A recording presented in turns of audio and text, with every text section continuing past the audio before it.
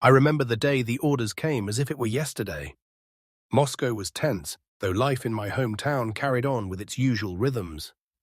I had spent years at the Kharkov tank school, learning the ways of the T-34, its engine, its armor, its cunning. War had always been an abstract idea, distant and theoretical, until that moment when the Luftwaffe first roared over Soviet skies and the words "fatherland in peril" transformed from propaganda to reality. I was just 27, young and eager, yet weighed by the knowledge that my life would no longer belong to me. Every moment from that point on would belong to the front, to the tanks I commanded, and to the enemy I would face. When I first climbed into the commander's hatch of my T-34, I felt the hum of the engine beneath me, a mechanical heartbeat that would become inseparable from my own. The smell of oil, gunpowder, and leather, combined with the cold steel of the tank's interior, was intoxicating and terrifying. This was my new world, my fortress, and, perhaps, my only hope. My crew looked to me with cautious trust. Their eyes reflected the same mixture of fear and determination that I felt. In war, trust is fragile, built on shared hardship and the knowledge that your life may depend on the man sitting beside you in that cramped, armored coffin. The first mission came quickly. Reports spoke of a German advance through the forests, tanks cutting through villages, leaving destruction in their wake. I had faced mock scenarios at school, but nothing could prepare a man for the reality of sighting your first enemy tank across the muddy fields of Russia. I took a deep breath, recalled every tactic drilled into me, and felt the cold weight of responsibility pressing on my shoulders. Each shell I fired was not just a round of ammunition, it was a lifeline, a decision with the power to determine who would live and who would die. As we advanced toward the first engagement, I remember scanning the horizon, my mind working faster than any machine could. Enemy armor was not just metal, it was a force of destruction, a living threat that demanded respect and cunning. I reminded myself that fear could be a tool or a trap. Harness it, and it sharpens instinct. Succumb, and it paralyzes. I felt my hands steady on the controls, eyes narrowing, heart sinking with the engine's rhythm. Today I would learn the meaning of command, of life and death made in seconds, of the delicate balance between aggression and caution. The roar of the first shot will never leave me. It was not the sound of triumph, but a scream of survival. Mine, my crew's, and the hundreds of lives intertwined with this war. That day, I understood that tank warfare was as much about thinking and strategy as it was about steel and fire. Each decision was amplified by consequence. As the smoke cleared, I glimpsed the destruction I had wrought, but also the path it had carved forward. Victory, however small, came with a weight that pressed on my soul. The enemy fell, yet the war was only beginning, and our losses would mount. From that day on, every mission, every engagement, would demand everything I had. I was not just a soldier, I was a commander, a tactician, and a witness to the brutality and the courage that war extracts from men. The T-34 was not merely a machine, it was an extension of my will, my mind, and my resolve. In its steel hull, I would face the chaos of war, and in my heart I would carry the knowledge that each victory was temporary and each loss indelible. The first time I fired upon an enemy tank, I felt a mixture of fear, exhilaration, and grim resolve. The forest stretched before us, muddy tracks of German panzers cutting through the soil, each vehicle a threat I could not ignore. My crew was tense, their eyes flicked between my commands and the shifting shadows of the tree line. I knew that hesitation would be fatal, not just for me, but for the men who trusted their lives to my decisions. In that moment, the weight of command became tangible, pressing against my shoulders like the armor that enclosed us. I had been trained to seek weak points, the sides, the rear, the vulnerable spots of even the most formidable German tanks. Every movement of the T-34 had been drilled into me until it became instinct, a seamless fusion of mind and machine. And now the test was real. I spotted a Panzer IV, its turret swiveling as it scanned for targets. I steadied my aim, calculated the angle, and fired. The shell roared from the gun, echoing through the forest like a warning to the world. Then came the explosion, a violent bloom of metal and fire, and I knew we had struck true. That first kill was not just a victory. It was a revelation of the power a single tank could wield under a skilled commander. The forest was alive with danger, every shadow a potential threat. Enemy infantry scattered, trying to recover from the shock, while more armored vehicles maneuvered into position. I had to think faster than I ever thought possible, predicting movements, anticipating responses. My crew trusted my judgment implicitly. The radio operator relayed positions, the loader kept rounds ready, and the driver responded to the smallest nudge of my commands. Together, we became a single unit, each of us a necessary part of a deadly equation. The forest, which had seemed so confining, now became our canvas for ambush, strategy, and survival. Hours stretched into an eternity as the battle unfolded. We destroyed several more enemy tanks that day, each one a testament to our precision and resolve. Yet amidst the triumph, there was no celebration, only the grim reality of war. Smoke and fire hung in the air, mingling with the cries of men and the screech of metal. I realized then that tank warfare was as much about endurance as it was about skill. Fatigue could be as lethal as any enemy shell. My thoughts raced, planning our next moves, calculating distances, cover, and potential threats. Every decision was a gamble, and every gamble carried life or death stakes. By nightfall, the forest was littered with the wreckage of our adversaries. My hands were sore from gripping the controls, my eyes strained from scanning every shadow, every movement. Yet there was a sense of quiet satisfaction. Not pride, for pride could blind a man, but a somber acknowledgement of what we had survived. That day, I learned the rhythm of combat, the delicate balance between aggression and caution, and the terrifying weight of responsibility that comes with command. I had tasted fire, and I was ready to face it again, for tomorrow would bring more enemies, more tests, and the inexorable march of war. The days following my first engagement became a relentless school of war. Each encounter with the enemy was a lesson, carved in steel and fire. And I quickly learned that brute force alone would not keep me alive or victorious. The T-34 was powerful, yes, but against well-coordinated German formations, it was as much about cunning as firepower. I began to see the battlefield differently, not as a series of obstacles, but as a chessboard where terrain, timing, and deception could decide the fate of men and machines alike. I studied the movements of enemy units with meticulous care. Forests, rivers, and ridgelines became my allies. A shallow dip in the terrain could conceal a tank. A bend in the road could become a deadly trap. Every ridge I climbed, every valley I crossed, I imagined the German eyes searching, calculating, expecting the obvious attack, and I gave them the unexpected. Ambush became my art. I would hide in plain sight, wait for the enemy to overextend, and then strike with precision. Each shell fired was calculated, every maneuver rehearsed in my mind before we even moved. My crew trusted my instincts implicitly. I could almost hear their hearts synchronize with mine in those tense moments before the first shot. It was not always simple. There were moments of terrifying uncertainty when I could see enemy armor approaching through the fog or trees, their turrets glinting in the weak sun. One wrong move, one miscalculation, and we could be destroyed in an instant. I learned to anticipate, to read the battlefield like a living map. The way shadows fell, how dust moved over the soil, the patterns of patrols. The more I observed, the more I realized that victory often came not from shooting first, but from knowing where the enemy would be, and being there before they even suspected it. Word began to spread quietly among our units.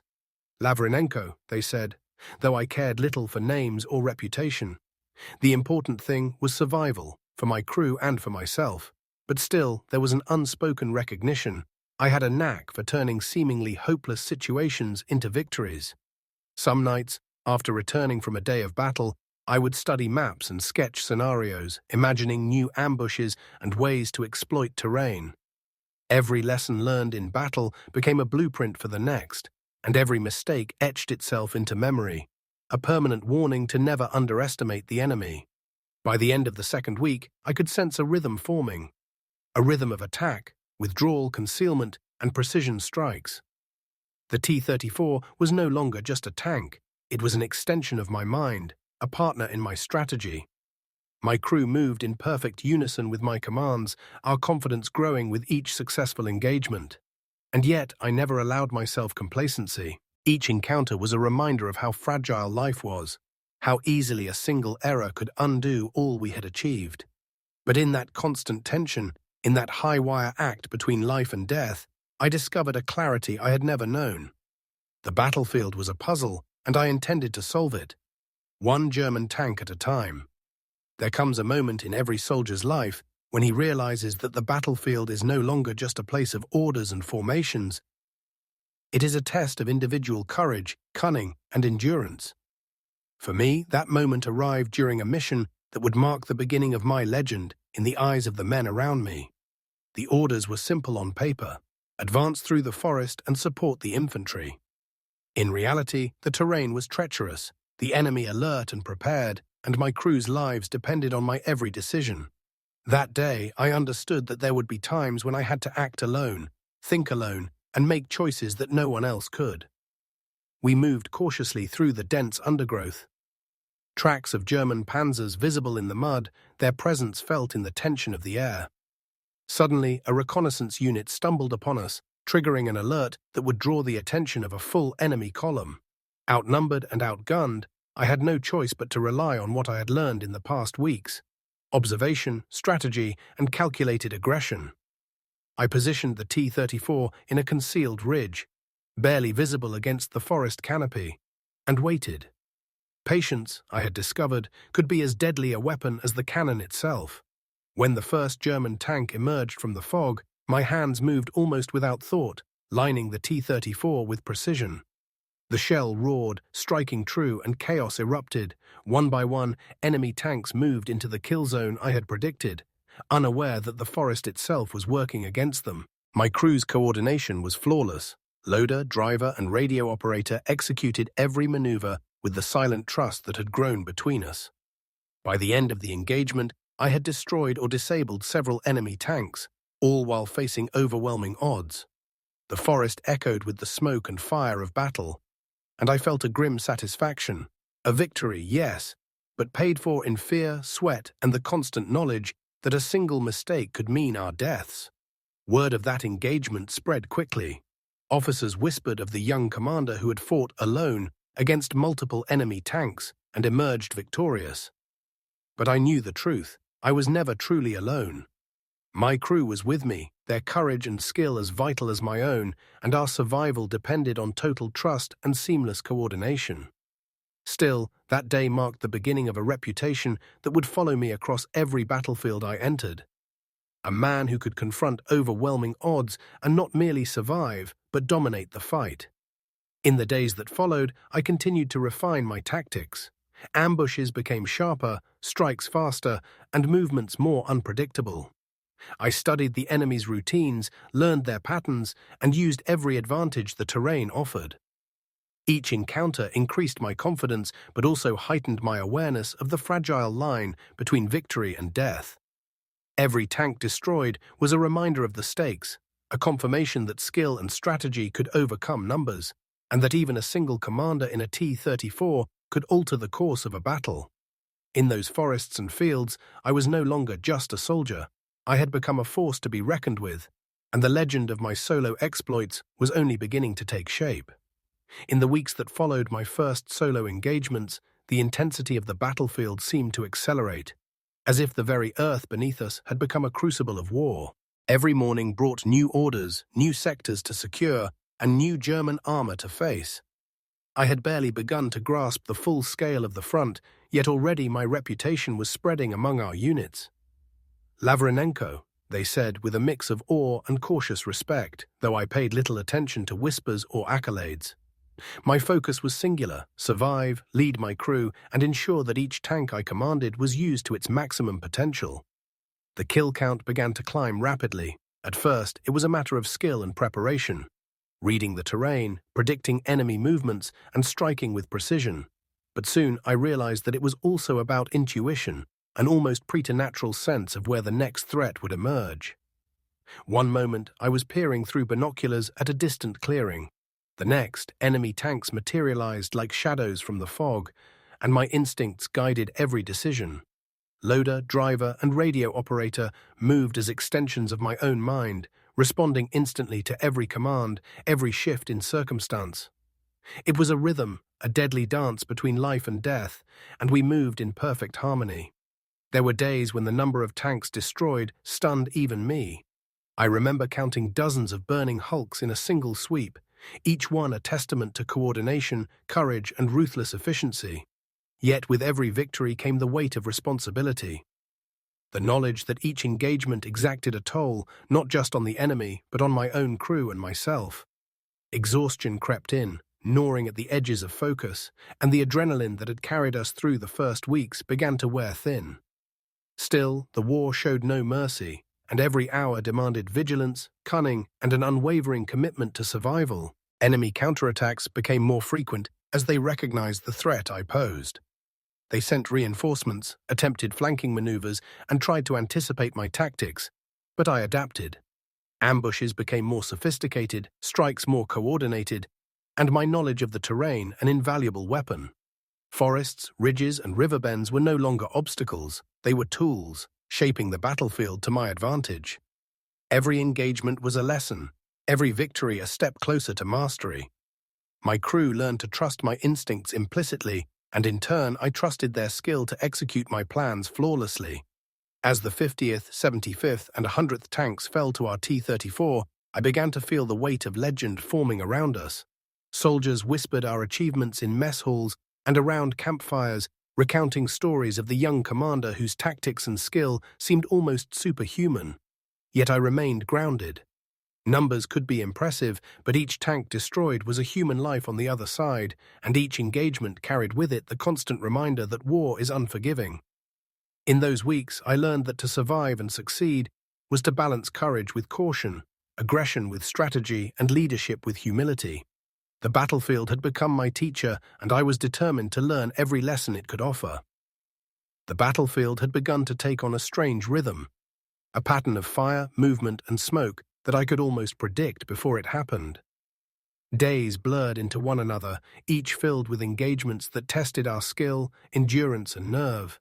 And yet, despite exhaustion, despite the constant shadow of death, I felt a grim satisfaction with each successful maneuver, each tank we destroyed. But nothing could have prepared me for the moment when I realized we had reached the 200th confirmed kill. The number alone was staggering, even if I tried not to think of it.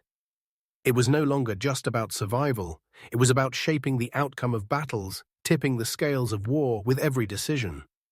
That morning, our unit had received intelligence of a German armored column moving through a narrow valley. The terrain was ideal for an ambush, and I could see the opportunity before us.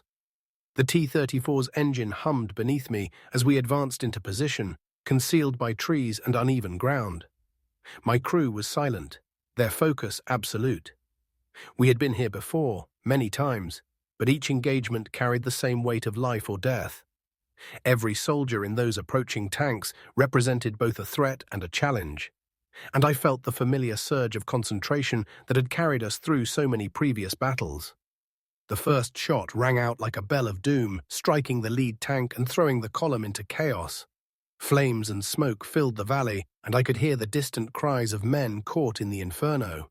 My crew moved with precision, loading and firing as though we were extensions of one another. Each shot counted, each maneuver critical.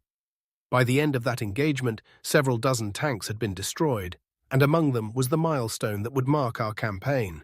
The 200th enemy tank felled by my hand and the skill of my crew. It was a moment that I hardly allowed myself to savor. There was little time for pride in the midst of war. Yet I knew, even in that instant, that our actions were being noticed, whispered about in command tents and among soldiers in neighboring units. Enemy forces reacted quickly, sending reinforcements to counter our effectiveness.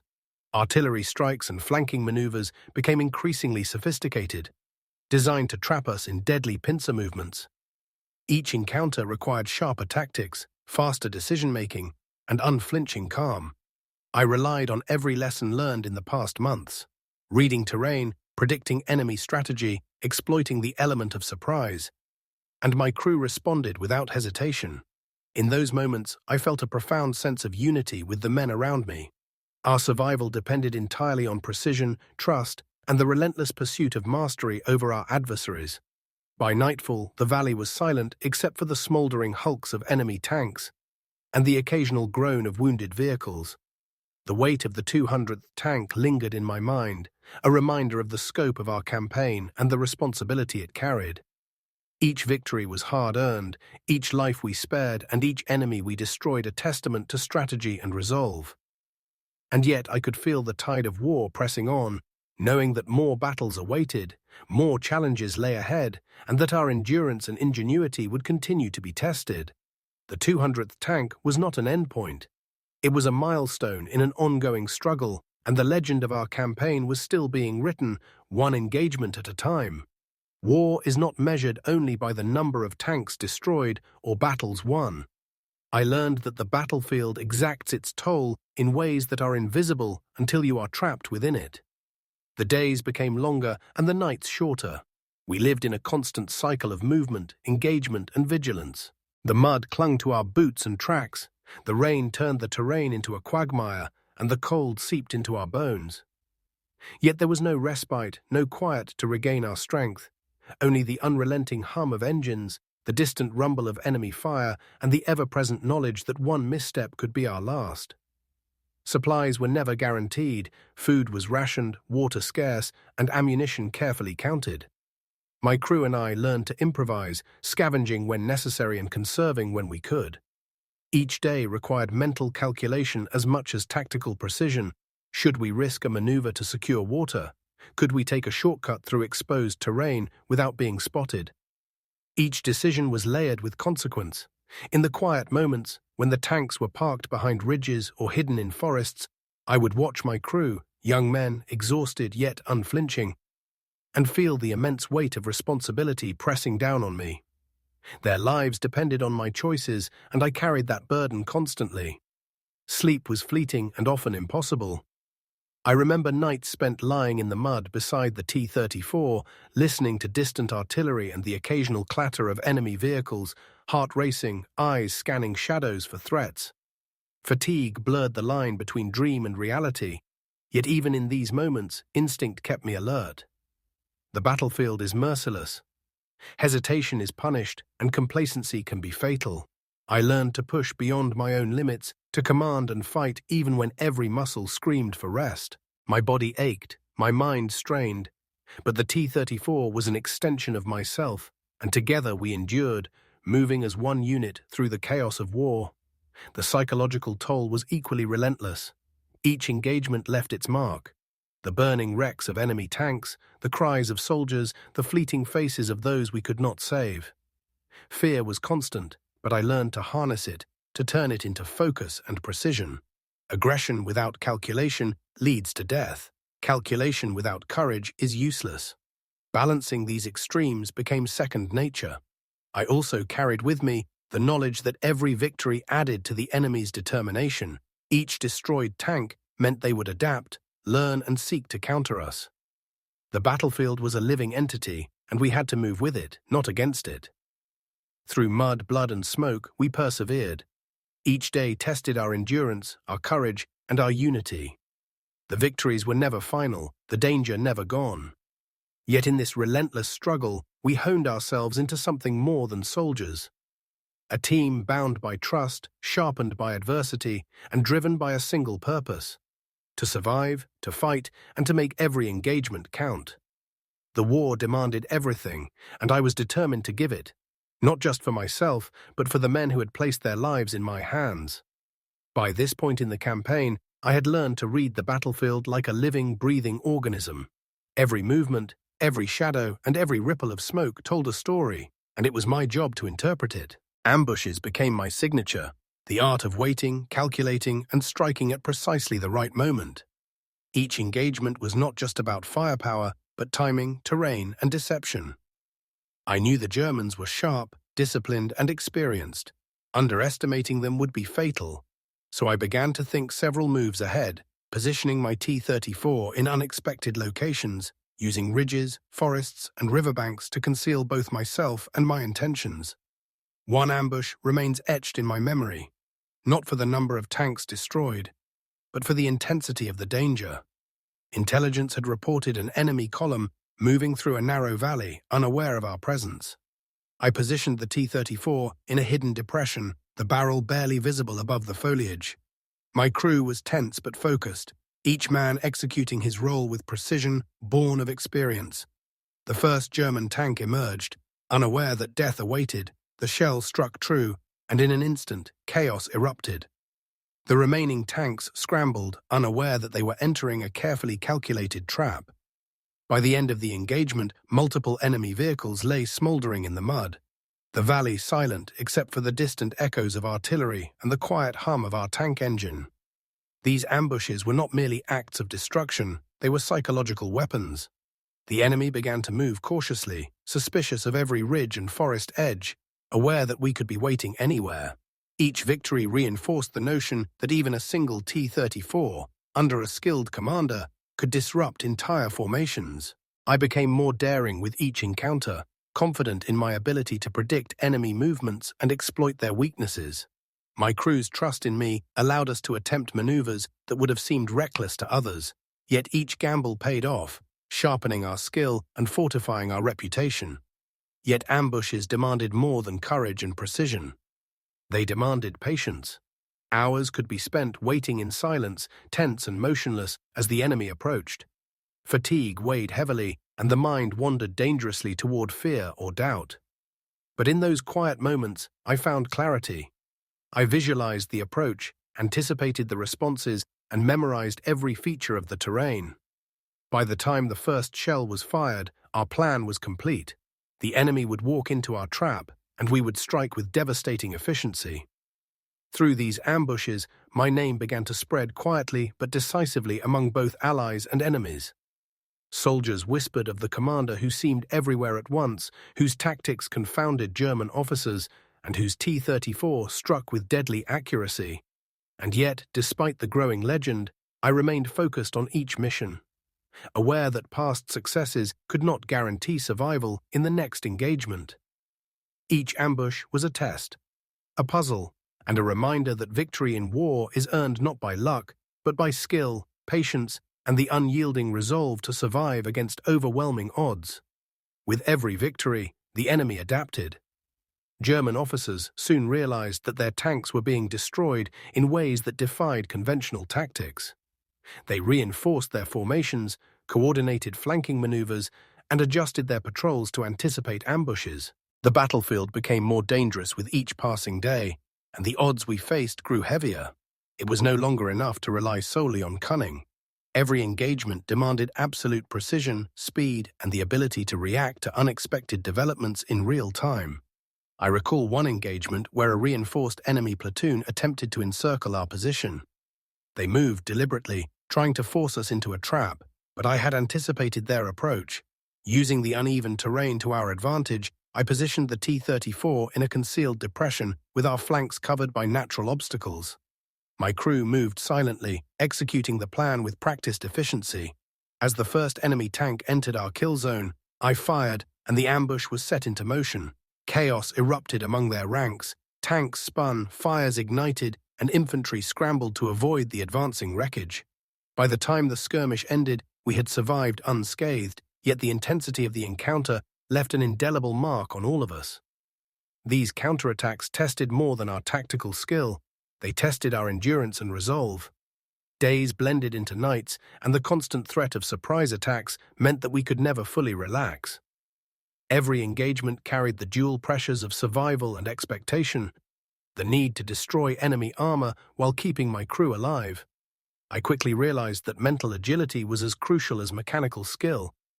Predicting enemy movements became a matter of intuition and careful observation, honed through countless hours on the battlefield. One misjudgment could undo weeks of careful planning and countless victories. Despite the danger, each successful counter-engagement reinforced our confidence. My crew trusted my instincts implicitly, responding instantly to commands and adapting seamlessly to changing circumstances. Together, we became a unit of lethal efficiency, capable of turning even the most desperate situation to our advantage. The Germans were formidable adversaries, disciplined and experienced, but I had learned to exploit their overconfidence and their reliance on predictable tactics. In every encounter, I sought not only to survive, but to dominate, to teach them that a single T-34 under skilled command could strike fear into the heart of an entire formation. As these counterattacks became more frequent, I began to understand the broader impact of our actions. The enemy began to move cautiously, delaying operations and altering their strategies to avoid the traps we set. Our victories were no longer isolated, they shaped the rhythm of the front, influencing decisions at a higher level. I realized then that warfare was not merely about the battles we fought, but about the cumulative effect of every engagement, every destroyed tank, and every maneuver executed with precision. Each encounter, each risk taken, brought us closer to mastery, and closer to legend. The rhythm of war is relentless, unyielding, and unforgiving. By the time we approached what would be our 250th confirmed tank kill, I felt the weight of both accomplishment and expectation pressing down on me. It was a number that even I could scarcely comprehend, though I never counted for pride's sake. Numbers in war are cold, lives are real, and each destroyed enemy vehicle represented not only a strategic victory, but also a human being caught in the machinery of conflict. Still, the milestone loomed like a shadow over our unit, a symbol of our dominance on the battlefield and a magnet for the attention of both allies and adversaries alike. That day began like any other, though I knew the danger would be exceptional. Intelligence reported a heavily armored German column moving through a narrow forested sector, supported by infantry and artillery. They were likely aware of previous T-34 ambushes in the area, making this operation more treacherous than usual. I studied the terrain carefully. A ridge on the left, a shallow creek on the right, trees spaced just far enough apart to conceal movement. I envisioned the approach, memorized every line of sight, and imagined every possible maneuver the enemy might attempt. My crew, seasoned now after countless engagements, moved with practiced efficiency, reading my commands without hesitation. Together, we became more than a machine. We became a single, lethal entity. The first German tank appeared, its turret slowly scanning the forest, unaware that its doom waited just beyond the ridge. I took a deep breath, feeling the familiar hum of the T-34 beneath me as if it were alive, responding to my every thought. The shell fired, striking true, and the column faltered. Chaos erupted among the enemy. Tanks spun helplessly, infantry scrambled for cover, and artillery crews struggled to coordinate under fire. My crew remained focused, moving with the precision of dancers in a deadly choreography, each man executing his role flawlessly. In the span of hours, multiple tanks fell, and the 250th milestone was quietly reached, a number that signified not just victories, but the cumulative weight of relentless warfare, strategy, and endurance. Reaching this milestone, however, was not without consequence.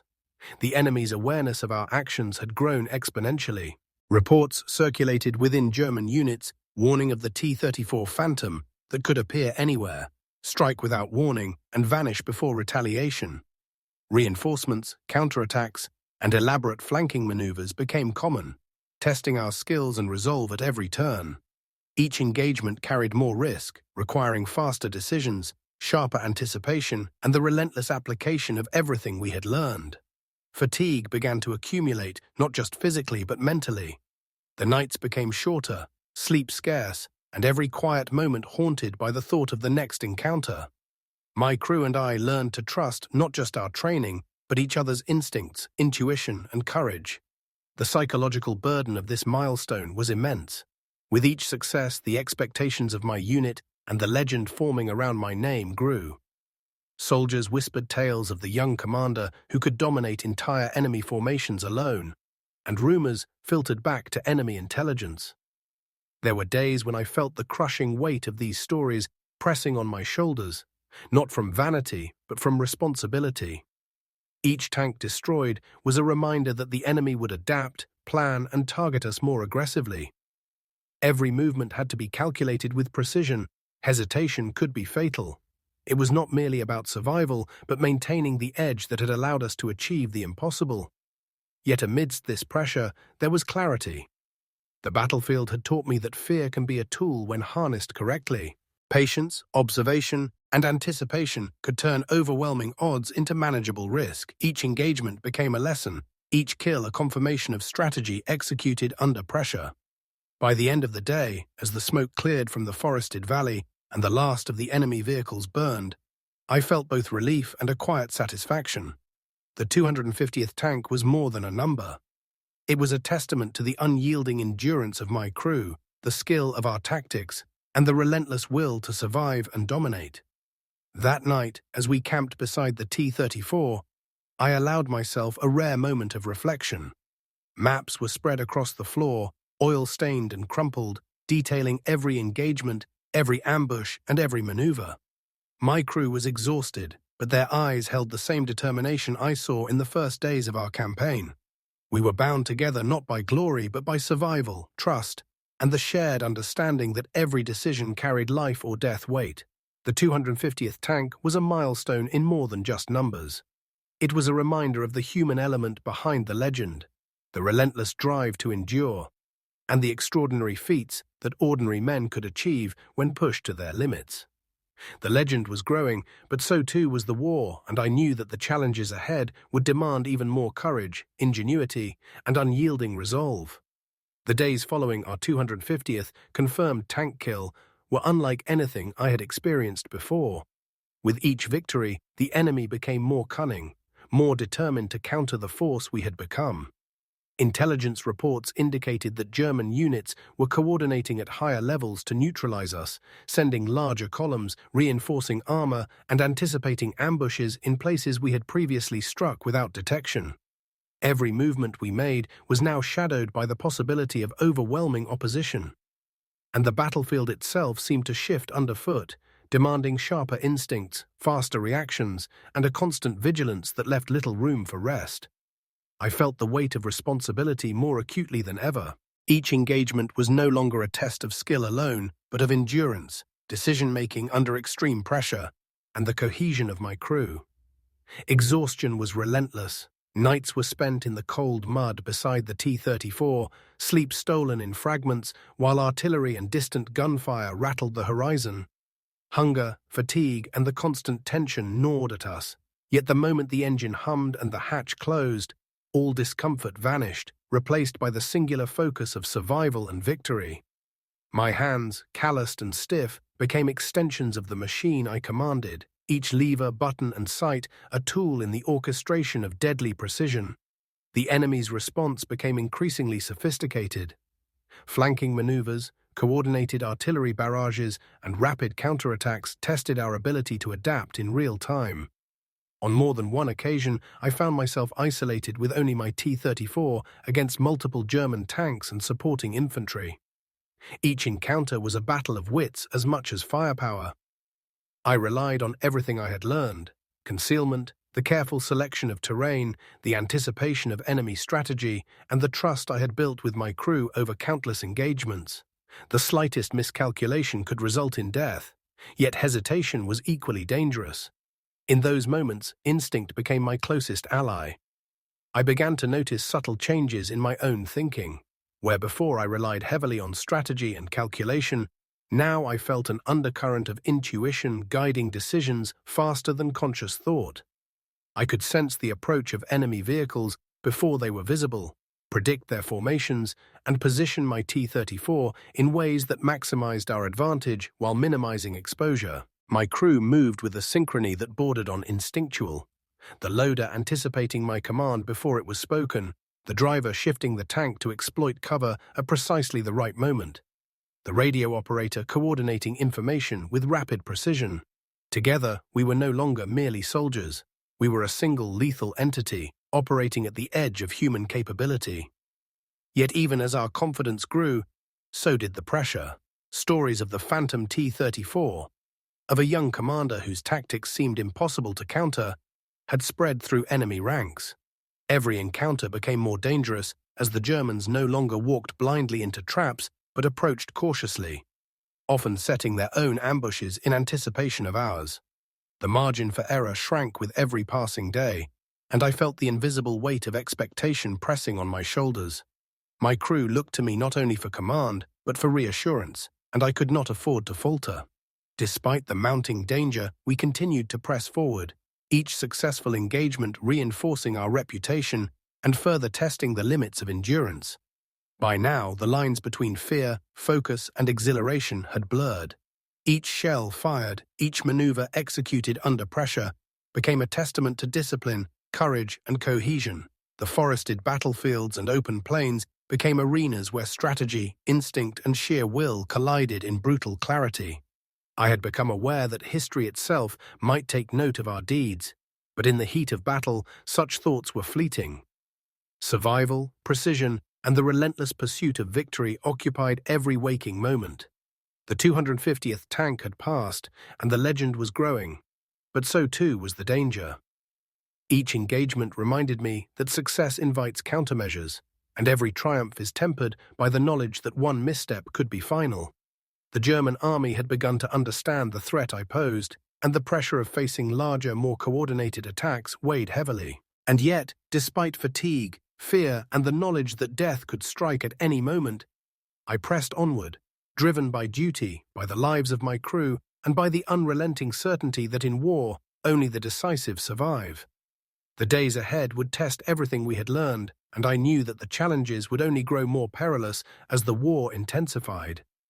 The final months of my campaign were unlike anything I had experienced before. The pace of combat had accelerated to an almost unbearable intensity. The enemy was no longer reacting cautiously, they were hunting, coordinating multi-unit operations designed specifically to destroy the T-34 I commanded. Each day presented a new battlefield, a new set of variables, and the constant presence of danger pressed on me with suffocating weight. Fatigue gnawed at my body, and yet I had no choice but to push on. For the lives of my crew, for our unit, and for the larger purpose that war demanded. Retreat was not an option. Survival required constant vigilance, sharp judgment, and unyielding resolve. Our tactics evolved further as the enemy adapted to our ambushes.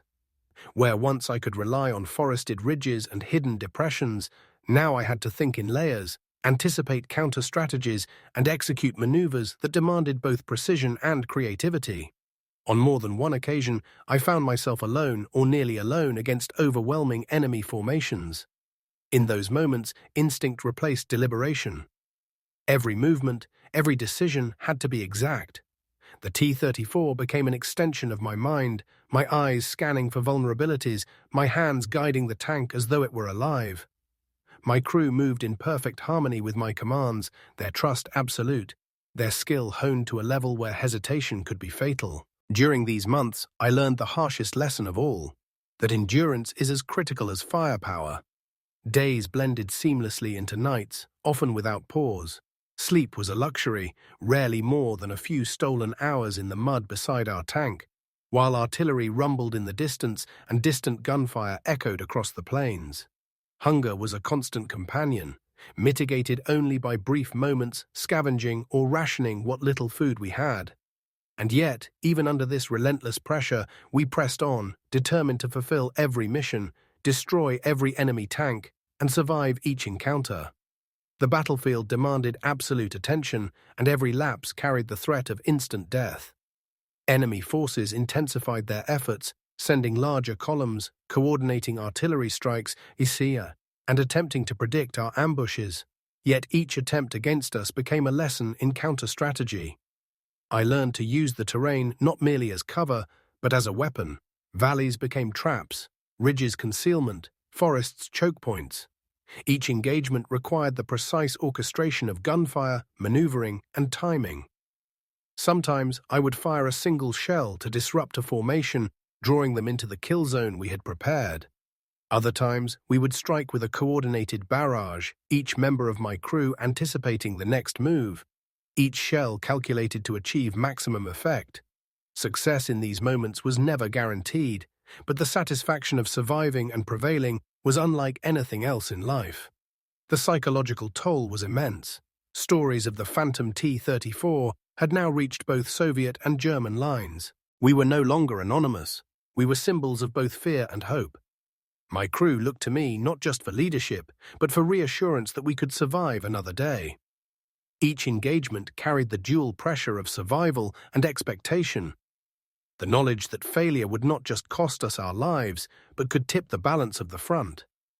And yet, amidst this relentless intensity, there were fleeting moments of clarity. In those moments, I understood the rhythm of battle as though it were a living entity, and I moved with it, anticipating, calculating, and striking with deadly precision. Even as the kill count climbed, I never allowed myself to dwell on numbers. Each tank destroyed was a reminder of the stakes, the cost, and the fragile balance between life and death. My focus was always on the next decision, the next maneuver, the next survival. And yet, as the months pressed on, the toll of constant engagement became undeniable. Bodies tired, eyes strained, nerves frayed, the battlefield was a machine that chewed up even the most disciplined men. Despite this, we endured, driven by training, instinct, and an unyielding commitment to each other. The final months were a testament to resilience, ingenuity, and the extraordinary feats that human beings can achieve when pushed to their limits. By this stage of the campaign, every engagement carried the weight of history. Each encounter a test not only of skill, but of endurance, judgment, and the relentless drive to survive. The enemy had adapted to our tactics, moving with greater caution, coordinating artillery and armored support, and predicting ambushes we had once executed with ease. No longer could I rely solely on the element of surprise. Every move had to be meticulously calculated, every maneuver precise, and every decision carried the potential for catastrophic consequences. Yet despite these dangers, we pressed forward, driven by necessity, training, and the unbreakable bond between my crew and myself. One of the final series of engagements began in the early morning mist. Reconnaissance had reported a German column moving through a narrow wooded valley, a classic choke point, but heavily monitored and reinforced. I studied the terrain with care, noting the ridges, depressions, and concealed approaches that could serve as both refuge and trap. My crew and I positioned the T-34 in a subtle hollow, the forest around us masking our presence. Hours passed in tense silence, each second stretching endlessly as the enemy drew nearer. The anticipation was almost unbearable, yet in that tension, focus sharpened. Every nerve, every instinct, and every learned tactic converged in a singular purpose: survival and victory. The first enemy tank emerged, its turret scanning, unaware of the silent predator waiting in the shadows. The roar of the gun fired from our T-34 shattered the morning calm, striking with precision, and the column faltered. Chaos erupted as smoke, fire, and twisted metal filled the valley. Enemy tanks attempted to maneuver, infantry scrambled for cover, and artillery crews struggled to respond under the onslaught. My crew moved in seamless coordination, the loader anticipating my commands, the driver adjusting position to exploit cover, and the radio operator relaying updates with unerring speed. Each decision was immediate, instinctive, and calculated. Hesitation could have meant annihilation. We continued the assault, targeting tanks and support vehicles in rapid succession, yet the danger was ever present. German reinforcements arrived, moving with precision, and we had to adapt in real time. Flanking attempts were countered, retreating units intercepted, and every maneuver was executed with the precision born of countless battles. I could feel the tension in the air, the silent acknowledgement that each strike brought us closer to both triumph and potential disaster. This was the nature of tank warfare at its most intense, a combination of strategy, intuition, courage, and the relentless pressure of life and death decision-making. These final engagements were not without cost. The constant strain on body and mind tested the limits of endurance. Exhaustion blurred the line between thought and instinct, yet every action demanded clarity and precision. My crew and I had become extensions of one another, operating as a single entity, each man attuned to the subtle shifts in terrain, sound, and enemy movement. Every successful strike reinforced confidence, but also heightened awareness that the enemy was learning, adapting, and preparing for us. The battlefield had become a chessboard, and each move carried stakes higher than any before. By the end of these encounters, the tally of destroyed enemy armor had climbed further, cementing our reputation as one of the most effective and feared units on the front. Soldiers whispered of the T-34 commander, who struck decisively, vanished, and left chaos in his wake. Yet despite this growing legend, there was no celebration, only the quiet recognition of survival, the grim reality of war, and the unyielding pressure to continue. Each victory carried with it the knowledge that the next battle would demand even more strategy, more skill, more courage, and that the margin for error had grown impossibly thin. As night fell, I reflected briefly on the campaign, on the countless engagements, and on the bond I shared with my crew. Each tank destroyed, each ambush executed, had been a testament not only to skill and training, but to resilience, trust, and the ability to endure the relentless demands of warfare. The final battles would test us in ways yet unseen, and I knew that the intensity, danger, and stakes would continue to mount. In the cold silence of the night, beside the T-34, I prepared myself for the days ahead, aware that every decision, every maneuver, and every engagement could be my last, yet resolved to continue, to fight, and to survive, no matter the cost. The days grew longer, the nights colder, and the battlefield more merciless with each passing engagement. By now, the Germans had grown wary of our tactics. They anticipated ambushes, moved with disciplined caution, and reinforced every sector we entered. And yet I could not falter. Hesitation was a luxury we could not afford. My crew depended on me, and I had learned that even the most formidable enemy could be outmaneuvered with precision, timing, and audacity. Boldness, when paired with careful calculation, became our most powerful weapon, a lesson learned in the hard school of war.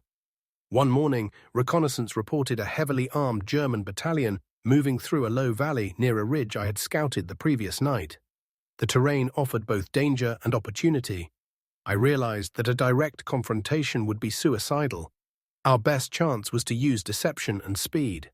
I maneuvered the T-34 through a narrow side path, concealing our approach with natural foliage and the shadows of morning mist. My crew followed every command with near telepathic coordination. We were a single entity, moving silently and deliberately, waiting for the enemy to enter the trap we had prepared. Each second of waiting stretched like an eternity, the silence punctuated only by distant artillery and the occasional call of birds startled by our presence. The German battalion emerged, unaware of our concealed position. The first shell fired from our T-34 struck the lead tank, and chaos erupted. Enemy vehicles scrambled, attempting to regroup, but every movement had been anticipated. The second and third tanks were disabled in rapid succession. We maneuvered with deadly precision, exploiting the terrain to strike from unexpected angles, forcing them into positions where return fire was ineffective. The coordination required intense focus. A single misstep could have led to our destruction. I could feel my crew tense with every maneuver, yet the trust between us allowed each action to flow naturally, instinctively. The T-34 responded as though it were an extension of my body. Every lever and dial a part of our shared purpose. Bold maneuvers became increasingly necessary as the enemy adapted. They moved with more caution, placed scouts at unexpected locations, and attempted to flank our positions. In response, I began using feints, pretending to retreat, exposing a flank only to draw them into prepared kill zones and striking from angles they least expected. Each ambush required perfect timing, split-second decisions, and an intimate knowledge of both the terrain and the enemy's psychology. It was exhausting work, mentally and physically, yet the payoff was undeniable. Enemy units suffered heavy losses, their movements slowed, and our reputation as a formidable force spread across the front. These bold maneuvers carried immense risk. On more than one occasion, we were isolated, surrounded by multiple tanks and infantry, with artillery threatening from the rear. Every moment demanded total awareness, rapid calculation, and the courage to execute maneuvers that would have seemed reckless to anyone else. Fatigue gnawed at my body, yet adrenaline sharpened my instincts.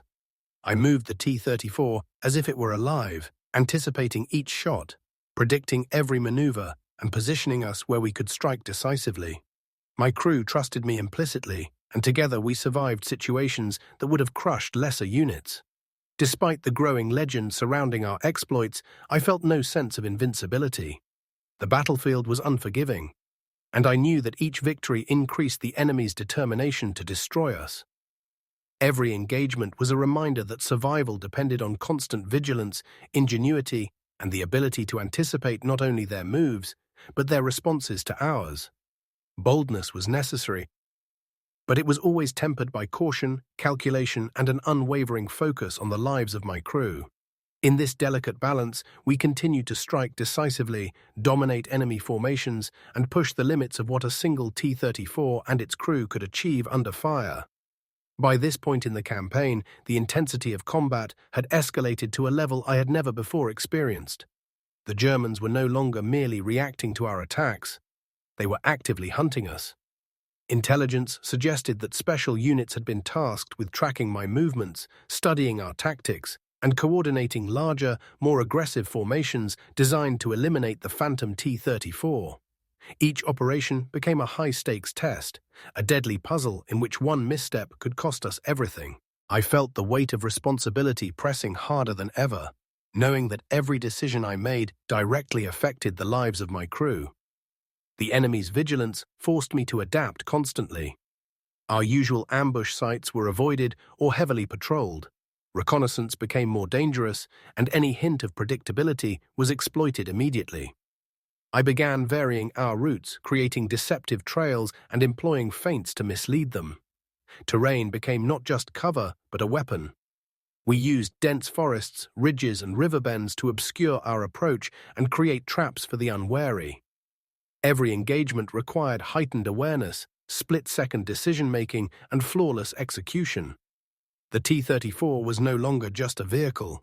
It had become an extension of my mind, responding instinctively to each command. The psychological pressure was immense. Each day brought reports of new enemy tactics, heavier armor, and better-trained crews assigned specifically to neutralize us. The whispers of the Phantom T-34 had reached enemy command, and they were determined to eliminate the threat. I could sense the enemy's calculation, their expectation that we might repeat patterns, and I adapted accordingly. Every action required careful planning, yet the battlefield rarely allowed for perfect conditions. Improvisation became crucial. We relied on instinct, experience, and the seamless coordination of my crew.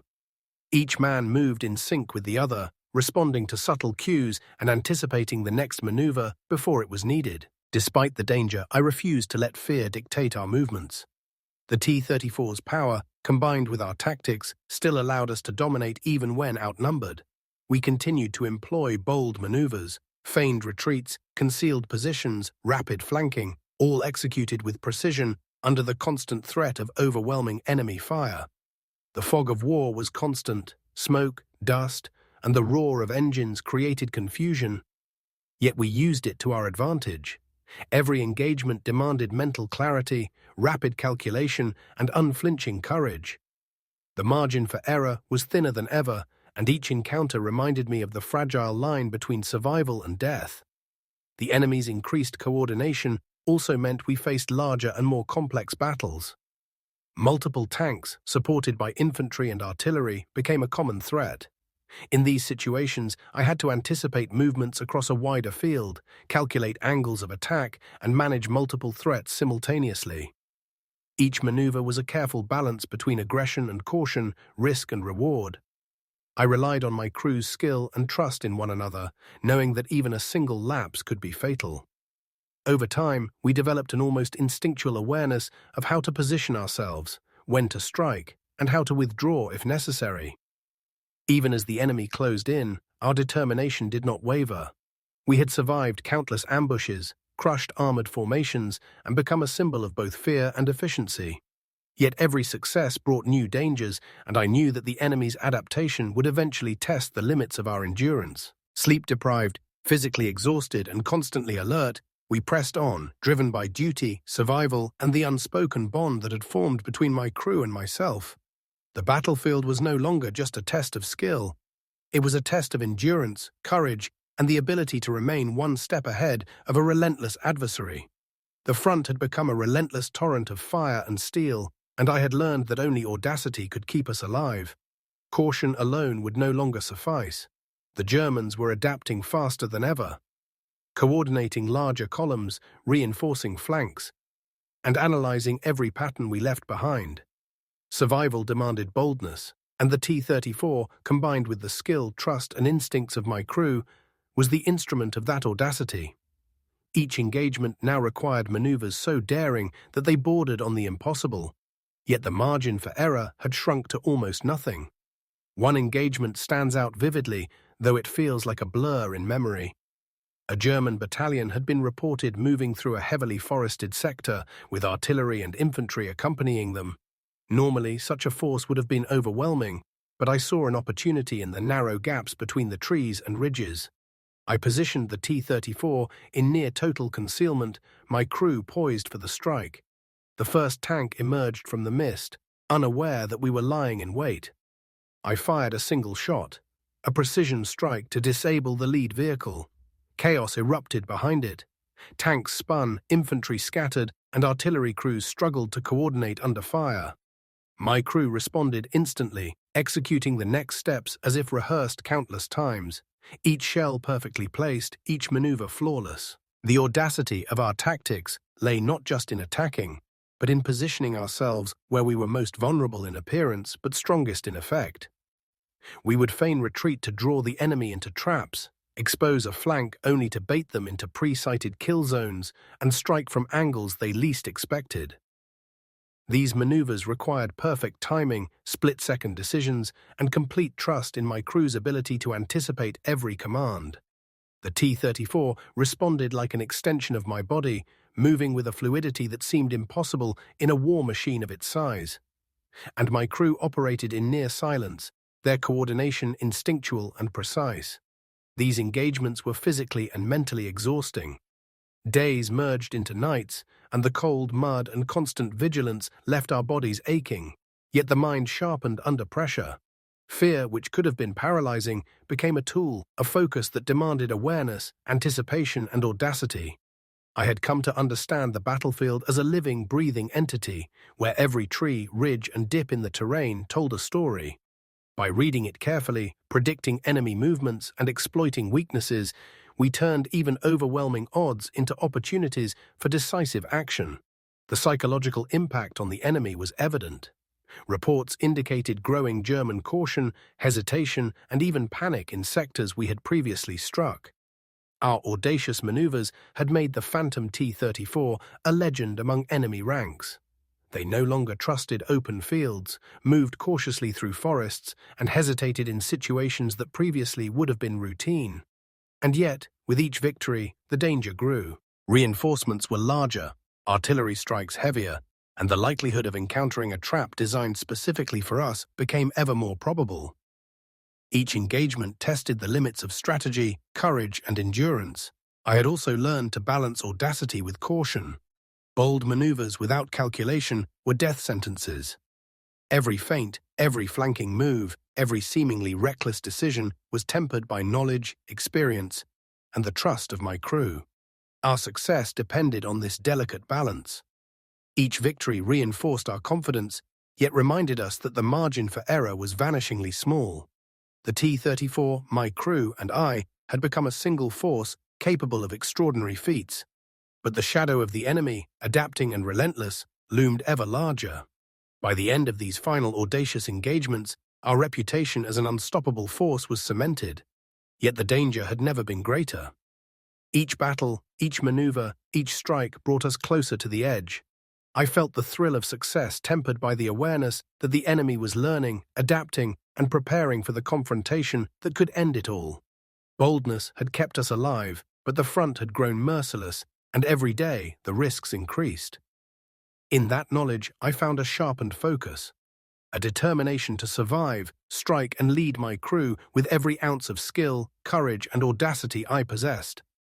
As the weeks wore on, it became increasingly clear that the front had become a predator, and I was both hunter and hunted. Each engagement, each ambush, each maneuver had built a legend. The Phantom T-34 that struck swiftly and vanished like smoke. Yet legends have a cost. And the enemy now moved with a singular purpose: to end me, to eliminate the threat that had humiliated their formations and thrown entire sectors into chaos. Every movement we made was scrutinized, every forest and ridge watched, and every previous pattern studied for flaws. The danger was no longer theoretical. It was imminent, unavoidable, and all-consuming. Despite the constant pressure, I refused to abandon the principles that had kept us alive. Boldness, precision, and trust in my crew remained paramount. The T-34 had become more than a tank. It was an extension of my instincts, a tool that responded intuitively to each command. My crew, now seasoned by countless battles, moved with near-perfect coordination. We had survived engagements that would have destroyed entire units, relying on a combination of audacity, anticipation, and ruthless calculation.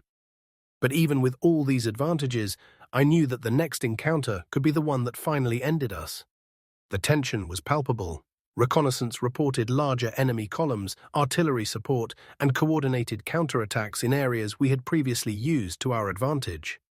The Germans were not just reacting anymore, they were anticipating, preparing, and setting traps designed specifically for our tactics. Every engagement required intense planning and constant adaptation. Simple maneuvers were now too risky. Even routine movement demanded full attention, careful timing, and flawless execution.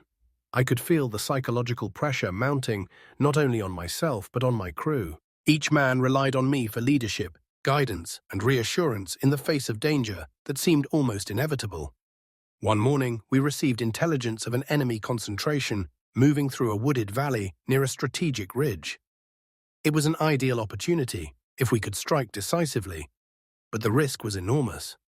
The valley offered limited maneuvering space, visibility was poor, and enemy scouts had likely observed previous operations. I knew that a single mistake could be fatal. We approached cautiously, every step measured, the T-34's engine barely humming beneath us to avoid detection. My crew and I moved as one, each man aware of the stakes and the potential cost of failure. The weight of responsibility pressed down like a physical burden. I could feel it in my chest, in my hands, and in every calculated decision I made. The first enemy tank emerged from the mist, scanning the valley with mechanical precision. I fired, and the shot struck true, igniting the lead vehicle. The enemy scrambled in confusion, attempting to regroup, but the valley's terrain allowed us to exploit the chaos. We struck with precision, moving from cover to cover, anticipating their counter-moves, and maintaining lethal pressure. Yet with each successful maneuver, the danger escalated. German reinforcements were already moving to flank us, their artillery adjusting to our positions, and the trap we had once relied on now felt perilously close to ensnaring us instead. Every moment demanded absolute focus. Fear was constant, but I had learned to channel it into clarity. The T-34 responded instinctively, my crew anticipating each command without hesitation, and we fought as a single unit. But I could sense the inevitability building. The enemy's experience, their numbers, and their determination to destroy us meant that one misstep could end everything. As the battle raged, I reflected briefly on what had brought us here. Months of relentless combat, hundreds of tanks destroyed, audacious maneuvers executed under impossible pressure, and the trust of men who had placed their lives in my hands. Survival had always been the goal, yet I could feel that the culmination of all these efforts, the ultimate test, was fast approaching. The battlefield was both familiar and treacherous, a stage on which we had danced countless times before. But now the stakes were higher than ever. The enemy had learned, adapted, and was preparing for the confrontation that would either cement our legend or destroy it completely. I knew that audacity and precision would once again be our greatest weapons, but the margin for error had shrunk to nearly nothing.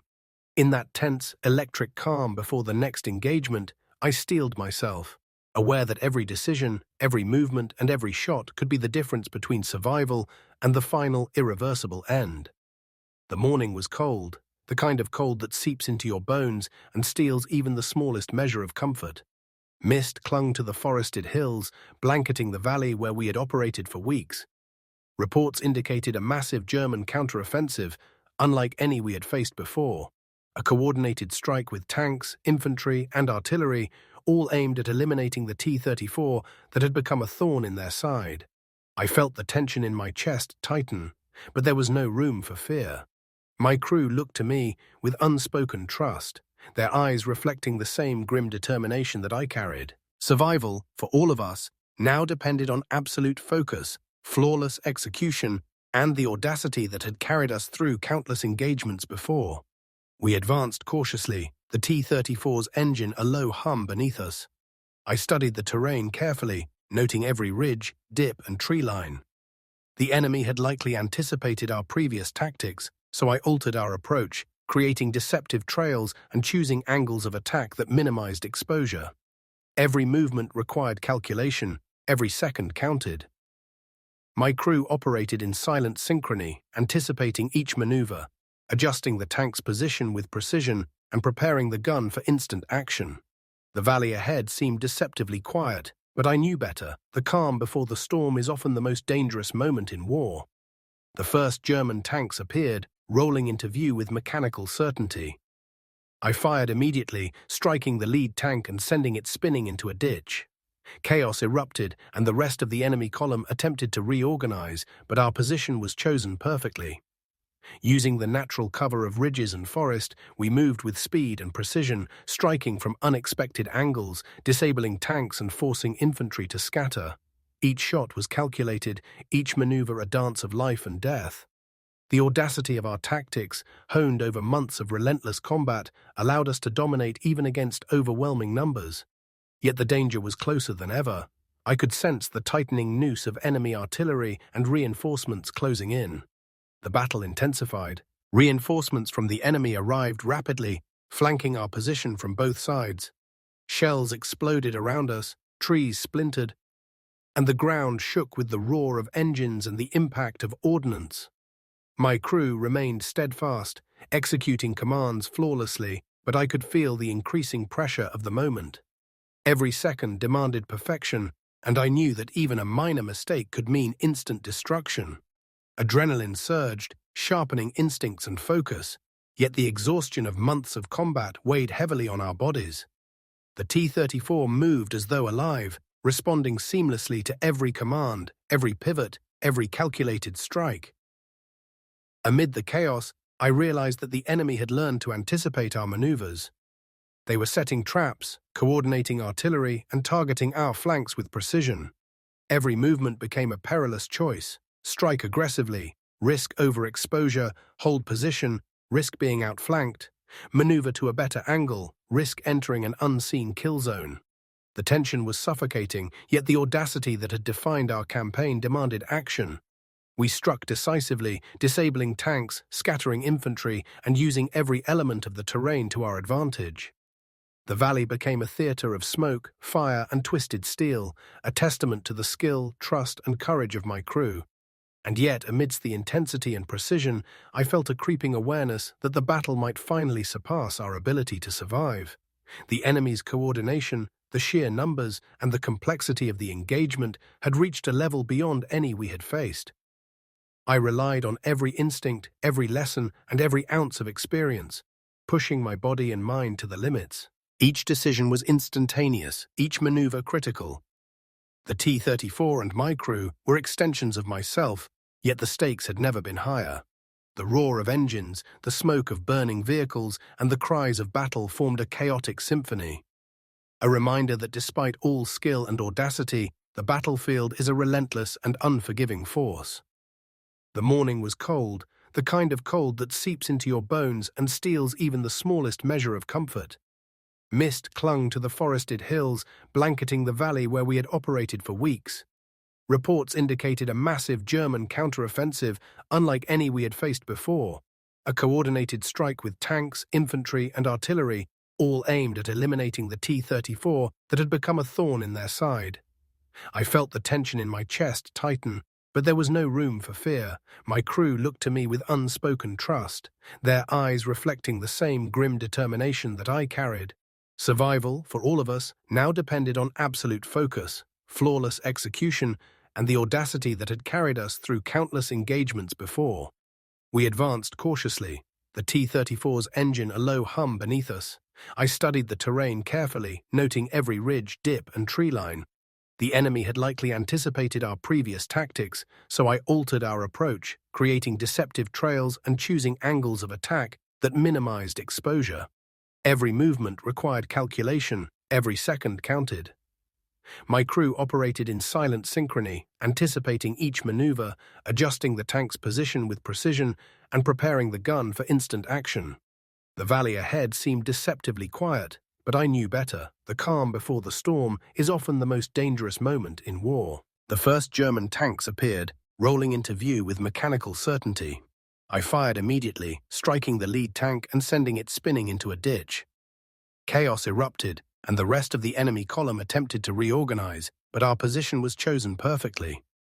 Using the natural cover of ridges and forest, we moved with speed and precision, striking from unexpected angles, disabling tanks and forcing infantry to scatter. Each shot was calculated, each maneuver a dance of life and death. The audacity of our tactics, honed over months of relentless combat, allowed us to dominate even against overwhelming numbers. Yet the danger was closer than ever. I could sense the tightening noose of enemy artillery and reinforcements closing in. The battle intensified. Reinforcements from the enemy arrived rapidly, flanking our position from both sides. Shells exploded around us, trees splintered, and the ground shook with the roar of engines and the impact of ordnance. My crew remained steadfast, executing commands flawlessly, but I could feel the increasing pressure of the moment. Every second demanded perfection, and I knew that even a minor mistake could mean instant destruction. Adrenaline surged, sharpening instincts and focus, yet the exhaustion of months of combat weighed heavily on our bodies. The T-34 moved as though alive, responding seamlessly to every command, every pivot, every calculated strike. Amid the chaos, I realized that the enemy had learned to anticipate our maneuvers. They were setting traps, coordinating artillery, and targeting our flanks with precision.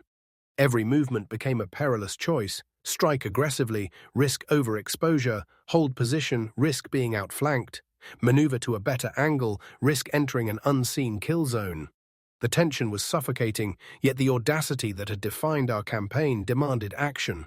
We struck decisively, disabling tanks, scattering infantry, and using every element of the terrain to our advantage. The valley became a theater of smoke, fire, and twisted steel, a testament to the skill, trust, and courage of my crew.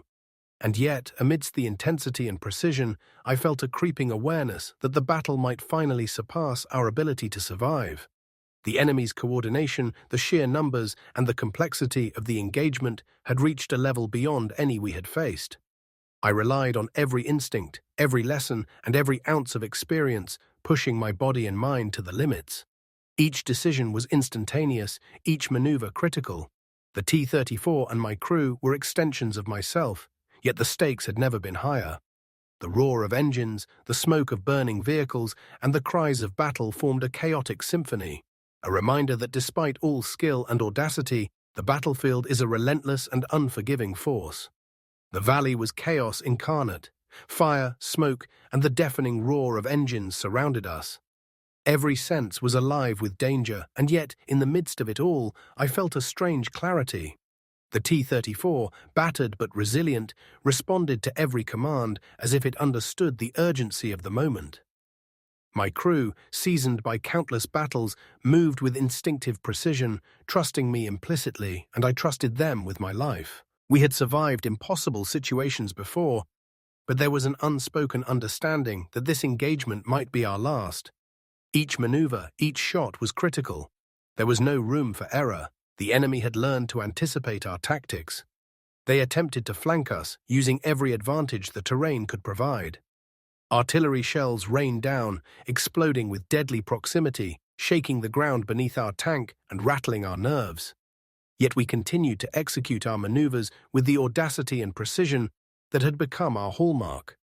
We struck from angles they never expected, disabled tanks in rapid succession, and used every shadow, ridge, and dip in the land to create a lethal advantage. It was a battle of anticipation, speed, and sheer willpower. Every second counted, and I could feel the tension coiling like a spring in every member of my crew. Amid the chaos, I noticed the enemy had deployed a new tactic: a small, heavily armored unit moving through a concealed path, attempting to encircle us. Instinct took over. I calculated the angle, the timing, the distance, and ordered the T-34 to pivot, exposing just enough of the turret to strike the lead vehicle. The shell fired true, destroying it instantly. But the margin for error had shrunk to almost nothing. The surrounding artillery and infantry pressed closer. Each move we made was a gamble. each decision a razor's edge between survival and destruction. I had never felt the pressure so intensely, yet my resolve never wavered. Time seemed to stretch, compressing the engagement into a series of instantaneous calculations. My crew and I moved as one, every action rehearsed through countless battles, but executed with the urgency of necessity. We disabled tank after tank, forcing the enemy to withdraw or risk annihilation. The valley became a tableau of destruction, smoking wrecks, scorched earth, and the echoes of armored engines silenced forever. In that moment, the accomplishment of months of combat felt almost surreal. The legend we had built, the fear we had instilled in enemy ranks, and the skill of my crew converged into an unbroken rhythm of survival and dominance. And yet, I could feel it. The limits of endurance, the inevitability of the battlefield. Despite all skill, all audacity, all experience, the weight of months of relentless combat was beginning to show. The enemy's adaptation, their coordination, and their determination meant that survival was becoming increasingly precarious. Every strike, every maneuver, carried the potential for our final defeat. I realized that heroism and survival exist in balance, but in this instance, the balance was shifting, and the danger was absolute. As the battle reached its peak, I made one final decision: to press the advantage with calculated audacity, using the T-34 to strike decisively at the core of the enemy formation. We moved swiftly, firing, maneuvering, and exploiting every weakness we could find. The roar of the engines, the impact of shells, and the chaos around us formed a maelstrom of war that seemed to move in slow motion, yet every decision was instantaneous. I could feel the culmination of my months of combat, every lesson, every strategy, and every daring maneuver leading to this critical point. In those final moments, the battlefield became both a crucible and a testament, a place where skill, courage, and trust were tested against overwhelming odds. I knew that whatever happened next would mark the end of our journey. Yet even in the face of death, there was clarity. The legacy of our actions, the skill of my crew, and the indomitable spirit that had carried us through the impossible would endure. The final engagement was not just a battle, but the summation of everything we had achieved. A last desperate testament to the audacity, precision, and courage that had defined our campaign. The air was thick with smoke, every breath searing my lungs as the T-34 roared through the valley one final time. The world had narrowed to sound and instinct, the thunder of our engine, the deafening crash of shells, and the distant shouts of men lost in chaos. My mind no longer processed individual details. It simply reacted, guided by years of training, months of combat, and the raw pulse of survival. Every command to my crew was met instantly, wordlessly. We were beyond communication now, one entity of steel, will, and exhaustion pushing against the tide for as long as strength remained. The enemy had encircled us completely. The valley that had served as our hunting ground had turned into a cage of fire. Shells erupted around us, shaking the T-34 violently, each explosion hammering at the armor, each impact a reminder that our luck was nearly spent. I could feel the heat of the metal through my gloves, smell the acrid sting of oil and smoke mingling with earth and blood. My gunner's voice was calm but strained as he called out targets. My driver's hands moved instinctively on the controls, guiding us through craters and wreckage as if through muscle memory alone. We were still fighting, still destroying, but I knew. Somewhere deep in my gut, I knew. A shell struck near the rear hull, jolting the tank with brutal force. The impact threw me forward, stars exploding across my vision. The engine groaned but did not die. We kept moving. Another shell, closer this time, a near miss that sprayed the viewport with dirt and shrapnel. We pivoted hard, firing at the source of the shot, silencing the gun that had nearly ended us. Smoke filled the turret. My loader coughed, his face smeared with soot and sweat, but he loaded another round without hesitation. Even in the face of annihilation, discipline held. My men were still with me, their courage unbroken. I would not fail them now. Through the haze I saw them, a formation of enemy armor pushing toward us, confident in our imminent destruction. They thought the phantom T-34 would finally fall. I refused to grant them that satisfaction. I ordered a flanking maneuver, driving straight through the smoke toward them. The world became a blur of motion and fire. The first shot tore through the leading tank, the second disabled another. Each strike was precise, deliberate, defiant. We moved like a ghost through the carnage, and for a fleeting moment, it felt as though we might survive yet again. Then came the final blow. A shell slammed into the side of the turret with a deafening crack. The world turned white, then black, then silent. The force threw me against the hatch, and pain exploded through my body. The smell of burning metal and fuel filled the air. I heard the muffled shouts of my crew, felt the heat closing in, the oppressive weight of smoke and fire pressing against my lungs. For a moment, time seemed to slow, the chaos fading to a distant hum. Through the cracked vision port, I saw the valley, lit by fire and smoke, the battlefield that had been my home, my crucible, my entire world. I realized then that this was the end. I thought of my men, of their courage, their loyalty, their unflinching resolve. I thought of the hundreds of tanks we had destroyed, the battles we had survived, and the countless lives our actions had spared. I thought of the land we fought for, scarred but unbroken, and the generations who would never know the faces behind the machines that defended it. And finally, I thought of the silence that would come after the guns fell quiet, the stillness that would follow years of thunder. The pain began to fade. My thoughts grew distant, slower, softer. I remember opening the hatch, feeling the cold air rush in, sharp and clean, even through the smoke. The world outside was burning, but above the flames, the sky remained clear, blue, vast, eternal. I drew in one final breath of that cold air, the taste of earth and steel and freedom filling my lungs. The last thing I heard was the engine's dying hum, fading into silence. They called me a hero later, said I destroyed 258 tanks, that I was the greatest tank commander of the war. But I was only a soldier, a man who did his duty, who trusted his crew, who fought until the very end. And in that final moment, as the fire closed in, I felt no fear, only the quiet certainty that we had done what was required of us. That, in the end, was enough.